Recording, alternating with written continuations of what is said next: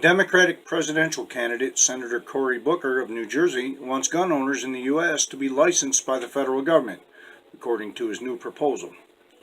Booker said he would use executive order as president to immediately enact a series of changes, including universal background checks, an assault weapons ban, and implementing a federal gun license program, CBS News reported Monday. By the way, this would be unconstitutional because a president can't change federal law. Only Congress can.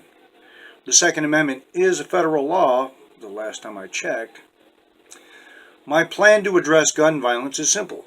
We will make it harder for people who should not have a gun to get one, Booker said in a statement. I am sick and tired of hearing thoughts and prayers for the communities that have been shattered by gun violence. It is time for bold action. The program would bar anyone from owning a gun until going through several steps to acquire a license, including a mandatory gun safety program. However, his proposal doesn't include any insight on what consequences Americans could face if they failed to comply with such a law. Booker avoided a question directly asked by CNN's Poppy Harlow about whether his plan would prosecute offenders in the same fashion of his colleague, California Representative Eric Swalwell, who proposes prosecution for those who violate an assault weapons ban, the National Review reported. This is not a plan that any law-abiding gun owner should be concerned about. The people that should be concerned about it are two groups: people who want to break the law, gun runners and criminals, and the gun manufacturers who have been working in an ungodly way to undermine the safety and security of this nation, Booker told CBS. In a lengthy post on Medium, Booker detailed his comprehensive gun control solution, referring to his proposal as the most forward-leaning this country has ever seen, and described how the process would mirror that of obtaining a driver's license.